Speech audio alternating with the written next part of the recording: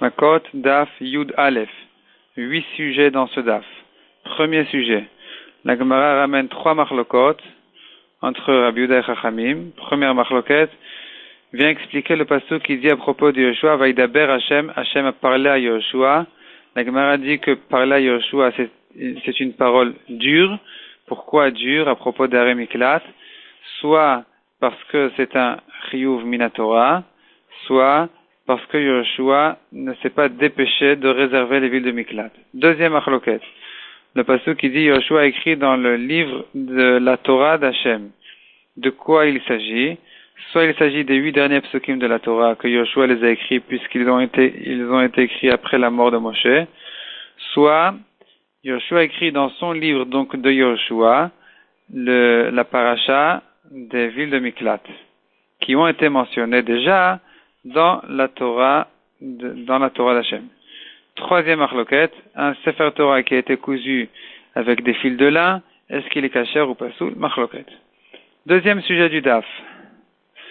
Qui est le Kohen Gadol qui, en mourant, le Rotzeach retourne de la ville de Miklat? La Gemara dit machloket, est-ce qu'il y a 3 sortes de Kohen Gadol ou même un 4e qui à sa mort le Rotzeach revient chez lui des villes de Miklat?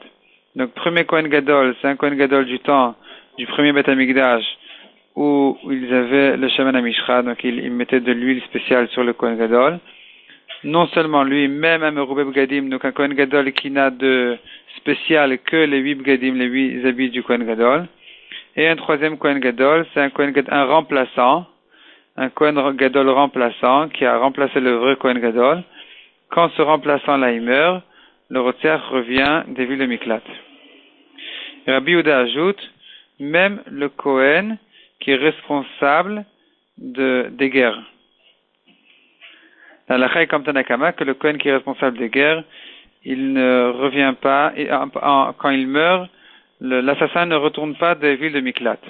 Troisième sujet du Daf, la Mishnah raconte comment les mères des Kohanim Gdolim, elles donnaient à des habits et de la nourriture aux assassins dans les villes de Miklat de manière à ce qu'ils ne fassent pas de tfilot à Hachem, que le Kohen Gadol meure pour qu'ils puissent entrer chez eux. Il y en a qui disent pour qu'ils fassent des tfilot qu'ils ne meurent pas. Sans leur tfilot, le Kohen Gadol risquait d'être puni sur le fait qu'il n'a pas fait de tfilot, qu'il n'a pas demandé à Hachem de garder leur génération. Qu'il n'y ait pas d'histoire pareille de leur temps. La Gemara ajoute, un chacham qui maudit, même si la raison de la klala du chacham, elle s'est avérée fausse, la klala risque quand même de s'accomplir. Et de même, une klala qui était faite à condition, même si la condition n'a pas été justifiée, la klala risque quand même de s'accomplir. On l'apprend de Eli avec Shmuel. Et la Gemara ajoute aussi, de la même manière, un nidouille qui a été fait à condition, il faut lui faire une afara, il faut annuler le nidouille, car il risque de s'accomplir, malgré que la condition a été accomplie, que le nidouille donc devrait ne pas être hal. Quatrième sujet du Daf. La Gemara pose une sheila. Est-ce qu'il faut que tous les Kohanim Gdolim du temps de la mort de celui qui est mort Beshogeg, est-ce qu'il faut qu'ils meurent tous pour que l'assassin retourne chez lui?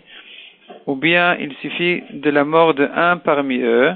La Gemara ne répond pas à cette question. Et la halakha, il suffit d'un Kohen, le Kula, dès que un des 3 Kohanim Gdolim, donc soit le Mashuach Besheman Mishra, soit celui qui n'a pas de Sheman Mishra, mais qui ne porte que les habits du Kohen Gadol, ou même le remplaçant, dès qu'il meurt, eh bien, le Rotzeach, il retourne chez lui. Cinquième sujet du Daf.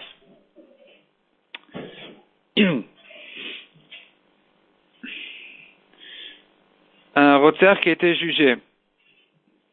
Une fois que le Bedin a tranché son din, qu'il est chayav galout, le Kohen Gadol est mort, eh bien, il est patour de galout.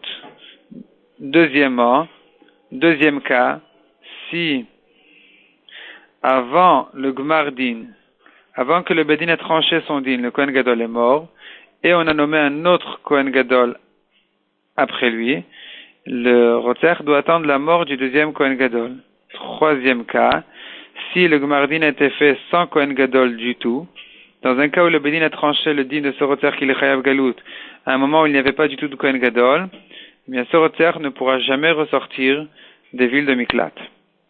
Sixième sujet. Quand il se sauve dans les villes de Miklat, il n'a pas le droit de sortir de là-bas pour aucune raison sur terre. Même quand il meurt, il faut l'enterrer là-bas.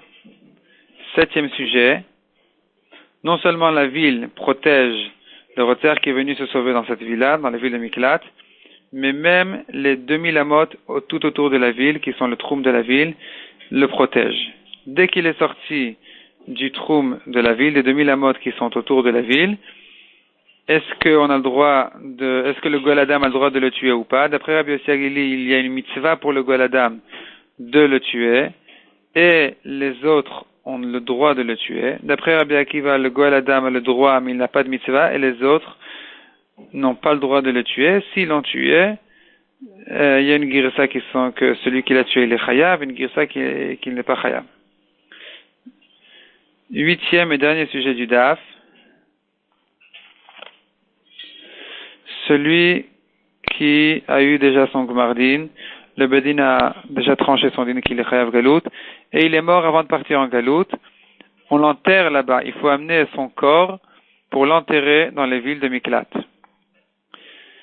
Et enfin, dernier sujet du DAF, dans un cas où le Kohen Gadol s'est avéré halal, pasoul la keuna, sa mère était divorcée avant qu'il naisse, avant qu'elle se marie avec son père. Donc son père Kohen n'avait pas le droit de se marier avec sa mère, et lui-même, ce Kohen Gadol, il s'avère un Kohen Gadol pasoul. Est-ce que on considère ce psoul de keuna comme si le Kohen Gadol était mort, donc comme si la keuna était morte, ou bien comme si c'était une erreur depuis le début? La Gemara ramène à ce sujet une machloket tanaïm. La Gemara repousse que on pourrait dire que la machloket tanaïm ne concerne pas ce cas-là.